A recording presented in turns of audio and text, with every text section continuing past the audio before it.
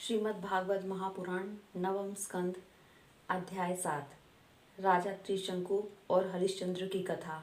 श्री सुखदेव जी कहते हैं, परीक्षित, मैं वर्णन कर चुका हूँ कि मांधाता के पुत्रों में सबसे श्रेष्ठ अम्बरीश थे। उनके दादा युवनाश्व ने उन्हें पुत्र रूप में स्वीकार कर लिया।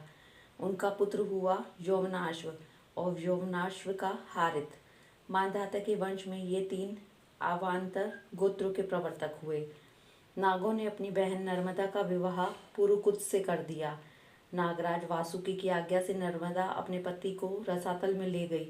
माँ भगवान की शक्ति से संपन्न होकर पुरुकुत्स ने वध करने योग्य गंधर्वों को मार डाला। इस पर नागराज ने प्रसन्न होकर पुरुकुत्स को वर दिया कि जो इस प्रसंग का स्मरण करेगा वह सर्पों से निर्भय हो जाएगा। राजा पुरुकुत्स का पुत्र त्रसदस्यु था।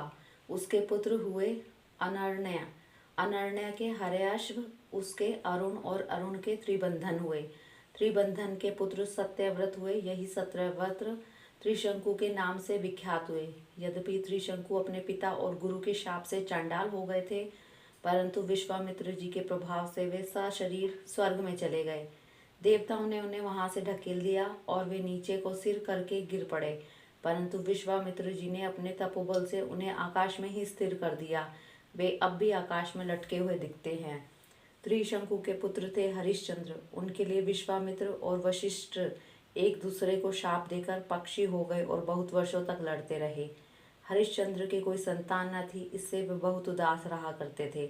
नारद के उपदेश से वे वरुण देवता की शरण में गए और उनसे प्रार्थना की कि प्रभु, मुझे पुत्र प्राप्त हो।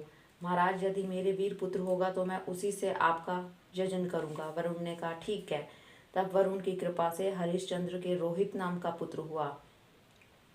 पुत्र होते ही वरुण ने आकर कहा, हरिश्चंद्र, तुम्हें पुत्र प्राप्त हो गया, अब इसके द्वारा मेरा यज्ञ करो।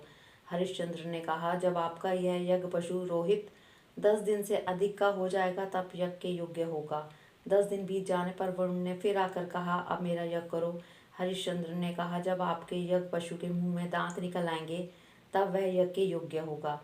दांत उगा आने पर वरुण ने कहा, अब इसके दांत निकल आए हैं, मेरा यज्ञ करो। हरिश्चंद्र ने कहा, जब इसके दूध के दांत गिर जाएंगे तब वह यज्ञ के योग्य होगा। दूध के दांत गिर जाने पर वरुण ने कहा, अब इस यज्ञ पशु के दांत गिर गए हैं, मेरा यज्ञ करो। हरिश्चंद्र ने कहा, जब इसके द्वारा दांत आ जाएंगे तब यज्ञ पशु यज्ञ के योग्य हो जाएगा। दांतों के फिर उगाने पर वरुण ने कहा, अब मेरा यज्ञ करो। हरिश्चंद्र ने कहा, वरुण जी महाराज, क्षत्रिय पशु तब यज्ञ के योग्य होता है जब वह कुछ धारण करने लगे। परीक्षित, इस प्रकार राजा हरिश्चंद्र पुत्र के प्रेम से हीला हवाला करके समय टालते रहे। इसका कारण यह था कि पुत्र स्नेह की फांसी ने उनके हृदय को जकड़ लिया था। वे जो समय बताते वरुण देवता उसी की बाट देखते। जब रोहित को इस बात का पता चला कि मेरे पिताजी तो मेरा बलिदान करना चाहते हैं, तब वह अपने प्राणों की रक्षा के लिए हाथ में धनुष लेकर वन में चला गया। कुछ दिनों के बाद उसे मालूम हुआ कि वरुण देवता ने रुष्ट होकर मेरे पिताजी पर आक्रमण किया है, जिसके कारण वे महोदर रोग से पीड़ित हो रहे हैं। तब रोहित अपने नगर की ओर चल पड़ा, परंतु इंद्र ने आकर उसे रोक दिया।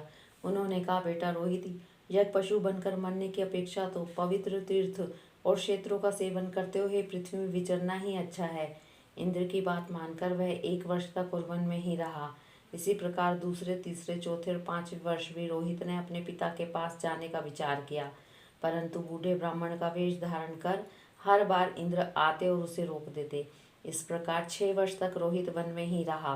7वें वर्ष जब वह अपने नगर को लौटने लगा तब उसने अजिगर्त से उनके मझले पुत्र शुनहशेप को मोल ले लिया और उसे यज्ञ पशु बनाने के लिए अपने पिता को सौंपकर उनके चरणों में नमस्कार किया। तब परम यशस्वी एवं श्रेष्ठ चरित्र वाले राजा हरिश्चंद्र ने महोदर रोग से छूटकर पुरुषमेध यज्ञ द्वारा वरुण आदि देवताओं का यजन किया। उस यज्ञ में विश्वामित्र जी होता हुए परम संयमी जमदग्नि ने अधर्व्यू का काम किया। वशिष्ठ जी ब्रह्मा बने और अयास्य मुनि सामगाम करने वाले उद्गाता बने। उस समय इंद्र ने प्रसन्न होकर हरिश्चंद्र को एक सोने का रथ दिया था। परीक्षित, आगे चलकर मैं तुम्हें शुनहशेप का महात्म्य वर्णन करूंगा। हरिश्चंद्र को अपनी पत्नी के साथ सत्य में दृढ़ता पूर्वक स्थित देखकर विश्वामित्र जी बहुत प्रसन्न हुए। उन्होंने उन्हें उस ज्ञान का उपदेश दिया जिसका कभी नाश नहीं होता। उसके अनुसार राजा हरिश्चंद्र ने अपने मन को पृथ्वी में, पृथ्वी को जल में, जल को तेज में, तेज को वायु में, वायु को आकाश में स्थिर करके आकाश को अहंकार में लीन कर दिया। फिर अहंकार को महतत्व में लीन करके उसमें ज्ञान कला का ध्यान किया और उससे अज्ञान को भस्म कर दिया। इसके बाद निर्वाण सुख की अनुभूति से उस ज्ञान कला का भी परित्याग कर दिया और समस्त बंधनों से मुक्त होकर वे अपने उस स्वरूप में स्थित हो गए जो न तो किसी प्रकार बतलाया जा सकता है और न उसके संबंध में किसी प्रकार का अनुमान ही किया जा सकता है। हरिओम तत्सत।